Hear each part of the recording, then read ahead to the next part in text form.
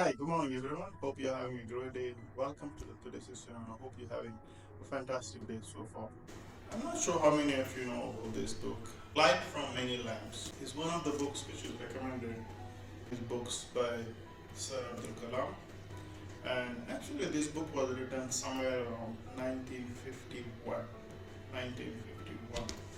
It clearly mentions in the book a treasure of inspiration selected from the wisdom of the ages, the foundations from the past for happier, more confident living today, and hope for the future.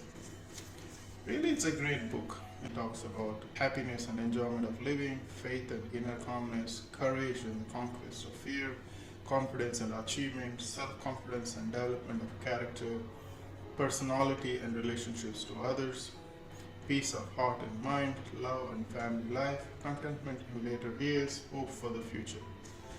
It's about, let's say, 318 pages. I cannot stress enough to look for this book wherever it's available and go through if you're into the process of disciplining yourself, process of lost somewhere on your way and then you need more inspiration and see what each and every soul who passed this earth spoke about. It's the same thing that it's saying that all the problems what we go through is old problems with a new people, new set of people. So, but how people address the old concerns in all aspects of life, and then if you get a little bit grasp on those things, you may not look into doing the same mistakes. So it's a similar old problems. If you look at a certain areas of in all aspects, these are all the old problems. Someone who's going through the divorce ages before people had gone through. Someone who's struggling with the finances ages before people had gone through. Someone who is struggling to find a job ages before people had gone through. Someone who lost their loved ones ages before people have gone through, and then people are still going through. Someone lost the house for a living, self-development, whatever. So these are all the similar old problems, but set of new people facing the situation with a less awareness, and they're trying to figure it out on their own way, which is taking a little bit time more than required in a short span of life what we have. So, I could say this more than enough to figure it out, what the wise people has to say. Not with this book. There are a lot of books which we have around the world, the great authors, who wrote those messages, autobiographies, some great authors, some inspiring leaders.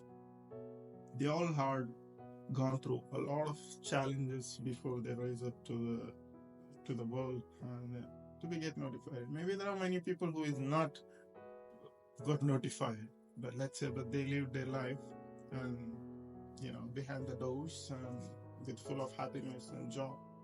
Maybe some inspiring leaders are right in front of you, around you, in your communities. Look for them, and then if someone old person you see, 70s, 80s, and 90s, ask them how their life been, what you can learn from them. Through a couple of questions to see what is that if they turn back to 20 and 22 or 23, if they go to the younger age, what would they do differently than what they have done? you know mm, talk talk to your parents, talk to your grandparents if you have, and also some of them you can closely communicate on a daily basis. People are more than happy to share their experiences, because a lot of people think that I know everything at the age of 2022, and then they say, I figured out this, I figured out that.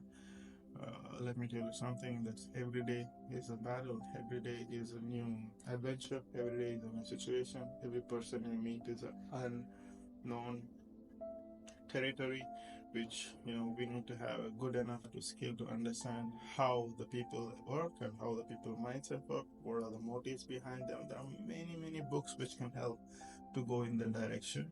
And idea is not to repeat the same old mistakes, or else if you're going through the similar situation, and then see what had people gone through, and at the end what they had to say, and that can ease up a little bit of pain what you're going through. And then I'm sure you have your own direction you need to take steps, action in order to get whatever you want to achieve, irrespective of whatever the darkest hour you have in your life. I hope that helps. And then I'm going to pick a couple of things out of this book, and there's so much of wisdom. And I can't stress enough that how many red lines I have, which I pretty much highlight whenever I read, which is, of course, the books which I own, not the big books which I get from the libraries. But definitely a great book. This is when I was reading one of the books from Mr. Abdul Kalam sir. Uh, and he also recommended three books, top three preferences. One of them is this, and another one is with Journey at Thea. There's a book called Thea, and then Journey of the Parrot, and then nicely explained. I think I did this video some time back about the book Thea, but at the same time, it's not about what others say, it's about what you can learn, pick up on, how you can connect your life experiences to the wisdom of other people, and then live whatever the time remaining to you in your life to live a smooth road. And it's not going to be a smooth, because situations are going to come differently, but how you handle and how you sail through the life uh, is all what it takes to be a person who is with self-confidence, self-growth, highly. It's not that those who is highly successful don't face challenges on a day-to-day basis. It's not the smooth road for them either, but they find a way to move around, accepting what it is, and also what can they do with what they have in front of them. Thanks for watching. I hope that helps, and talk to you soon tomorrow.